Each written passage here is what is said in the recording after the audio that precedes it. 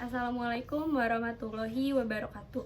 Saya Safa Nurul Ismi dari kelas 442F01 dengan NIM 44211129 dari Fakultas Komunikasi dan Bahasa dari Prodi Ilmu Komunikasi. Di sini saya akan membacakan pidato. Assalamualaikum warahmatullahi wabarakatuh. Selamat pagi semuanya, salam sejahtera bagi kita semua. Yang terhormat Rektorat Universitas Bina Sarana Informatika, Bapak Dr. Muhammad Wahyudi, MM, MKom, MPD. Yang terhormat Dosen Public Speaking Bapak Robikal Muntaha Meliala, Esos, MIKOM. Dan yang saya cintai teman-teman sekalian, mahasiswa Ilmu Komunikasi Universitas Bina Sarana Informatika. Pertama-tama, marilah kita panjatkan puji syukur kehadirat Allah Subhanahu wa Ta'ala yang telah melimpahkan rahmatnya kepada kita, sehingga kita semua dapat berkumpul di pagi yang cerah ini dalam keadaan sehat walafiat. Kepada seluruh hadirin di acara pengenalan kampus hari ini, saya sebagai Ketua Himpunan Mahasiswa Ilmu Komunikasi Universitas Bina Sarana Informatika ingin membahas mengenai pengaruh budaya asing yang masuk ke Indonesia. Laksanaan di era modern dan globalisasi saat ini, semua akses keluar masuk budaya sangatlah cepat. Di sini saya mengambil contoh budaya barat yang masuk ke Indonesia.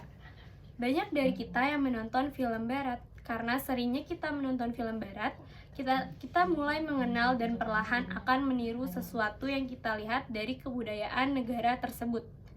Mulai dari meniru kebiasaan, tingkah laku, gaya bahasa, makanan, bahkan sampai cara berpakaiannya. Kita semua tahu budaya barat masuk ke Indonesia secara bebas tanpa ada filterisasi. Pada umumnya, masyarakat Indonesia terbuka dengan inovasi-inovasi yang hadir dalam kehidupan, khususnya bagi para remaja.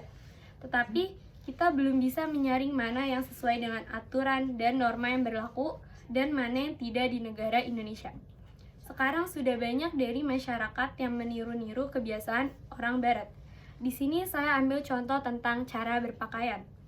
Kita tahu masyarakat sekarang, khususnya para remaja putri, ada sebagian yang cara berpakaiannya bergaya barat, seperti menggunakan pakaian dengan ukuran yang sangat mini. Mungkin sebagian orang memandang mereka menarik karena berpakaian seksi, tetapi bagi orang-orang yang benar-benar mengerti tentang budaya dan agama, mereka justru akan mencela, karena perbuatan tersebut dinilai sangat buruk. Selain dapat dinilai sangat buruk, mereka memakai pakaian dengan ukuran sangat mini juga berpengaruh buruk bagi diri sendiri karena dapat terjadi pelecehan. Mengapa hal tersebut bisa sampai mereka lakukan? Padahal mereka tahu perbuatan tersebut bertentangan dengan adat kita dan juga bertentangan dengan agama.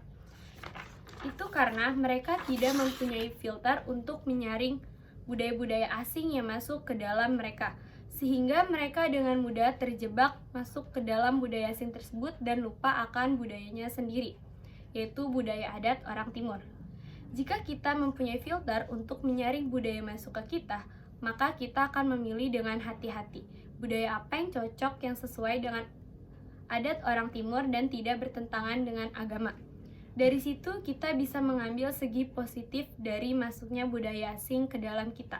Salah satu manfaat budayanya asing ke Indonesia adalah kita menjadi tahu dan mengerti mengenai adat, kebiasaan, tingkah laku dari budaya asing tersebut, sehingga kita dapat menambah wawasan mengenai ilmu pengetahuan kita. Sisi positif lain yang bisa kita ambil dari masuknya budaya barat adalah kemajuan teknologi yang dimiliki mereka. Perkembangan zaman ditandai dengan teknologi yang semakin canggih. Semua negara dan lapisan masyarakat dituntut untuk mengikuti perkembangan tersebut. Contoh nyata bahwa teknologi semakin bergerak maju adalah smartphone. Smartphone berpengaruh besar terhadap perubahan yang terjadi di masyarakat. Melalui smartphone, kita dapat dengan mudah mengakses informasi dengan cepat sehingga kita mengetahui hal-hal yang sedang terjadi di berbagai negara seperti budaya negara itu sendiri. Bahkan sekarang pun bisa dilakukan dengan alat seperti ini, menonton TV, mengenali wajah, bahkan menyalakan lampu dari jarak jauh. Selain teknologi, aspek pariwisata berperan penting memajukan sebuah negara. Misalnya di Indonesia, dengan banyaknya turis yang datang membuat budaya Indonesia dikenal oleh mancanegara. Tak jarang dari mereka memilih menetap dan mempelajari budaya Indonesia. Selain budaya Barat, budaya asing yang masuk ke Indonesia adalah budaya Korea, terutama Korea Selatan. Produk budaya yang masuk berupa drama dan musik yang dikenal dengan K-pop. K-pop sendiri berarti subgenre musik pop Korea seperti jazz, hip-hop, dan boyband. Perlahan kita akan mengikuti budaya mereka. Fenomena seperti ini bisa saja berdampak negatif dan positif bagi masyarakat. Dampak negatifnya bisa kita lihat sendiri, banyak remaja yang seolah-olah menuhankan idola mereka. Tak jarang dari mereka yang rela mengorbankan apapun untuk bertemu idola mereka. Mereka cenderung overprotective dan melakukan hate speech di media sosial untuk membela idol mereka yang bersalah atau tersandung kasus. Di lain sisi, masuknya Korean culture tidak bisa dipungkiri punya pengaruh baik bagi kaum remaja.